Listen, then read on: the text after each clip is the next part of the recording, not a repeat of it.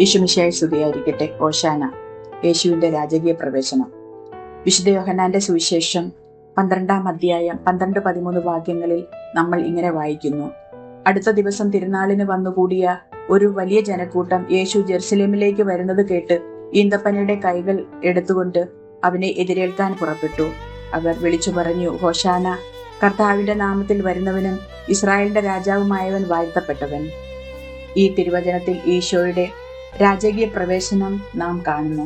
പെസഹ ഉത്സവത്തിനായി അനേകം ആളുകൾ എത്തിയപ്പോൾ യേശു വരുന്നതായുള്ള വാർത്ത കേട്ടപ്പോൾ ആഹ്ലാദത്തോടെ ഹോശാന അഥവാ ദൈവമേ രക്ഷിക്കണമേ എന്ന് നിലവിളിച്ച് ഒന്നടങ്കം ഏറ്റുപറഞ്ഞു.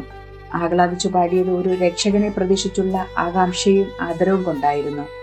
ഹോശാന ഞായറാഴ്ചയുടെ സംഭവത്തിന് ചരിത്രപരമായ മഹത്വമുണ്ട്.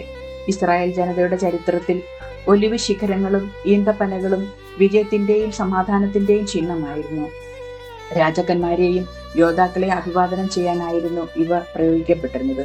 എന്നാൽ യേശു ജെറുസലേമിലേക്ക് കുതിരപ്പുറത്തല്ല, മറിച്ച് ഒരു കഴുതക്കുട്ടിയുടെ പുറത്ത് യാത്ര ചെയ്തു. ഇത് സെഖറിയ 9:9 പ്രവചനത്തിന്റെ പൂർത്തീകരണമായിരുന്നു. സിയോൻ പുത്രി അതിയായി ആനന്ദിക്കുക, യെരുശലേം പുത്രി ആർപ്പ് വിളിക്കുക. ഇതാ നിന്റെ രാജാവ് നിന്റെ അടുക്കിലേക്ക് വരുന്നു. അവൻ പ്രതാപവാനും ജയശാലിയുമാണ്. അവൻ വിനയാന്വിതനായി കഴുതക്കുട്ടിയുടെ പുറത്ത് കയറി വന്നു. ഇതിലൂടെ യേശു ശക്തിയുടെയും യുദ്ധത്തിന്റെയും രാജാവല്ല, മറിച്ച് സമാധാനത്തിന്റെയും വിനയത്തിന്റെയും രാജാവായ മിശിഹ ആണ് എന്ന് നമുക്ക് മനസ്സിലാക്കി തരുന്നു. ഈശോയെ ഇസ്രായേലിന്റെ രാജാവ് എന്ന് വിളിച്ചവരുടെ നിലവിളി ഒരു രാഷ്ട്രീയ വിമോചനത്തിനുള്ള ആഗ്രഹത്താലായിരുന്നു.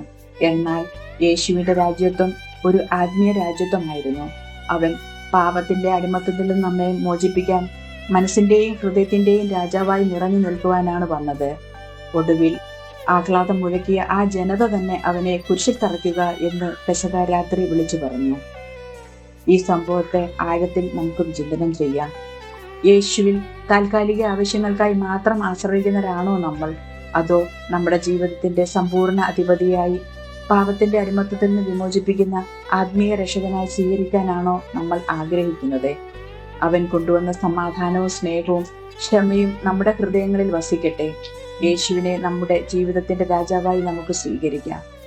സർവശക്തനും കരുണാമയനുമായ കർത്താവെ, ഓശാന ഞായറാഴ്ചയുടെ സന്ദേശം ഞങ്ങളുടെ ഹൃദയങ്ങളിൽ കൊളുത്തിവെക്കുവാൻ ഞങ്ങളെ സഹായിക്കണമേ.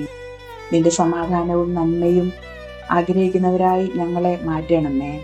ആത്മസാക്ഷ്യത്തിന്റെയും ത്യാഗത്തിന്റെയും പാതയിലൂടെ ജീവിക്കുവാൻ ഞങ്ങളെ ശക്തരാക്കണമേ. ആമീൻ.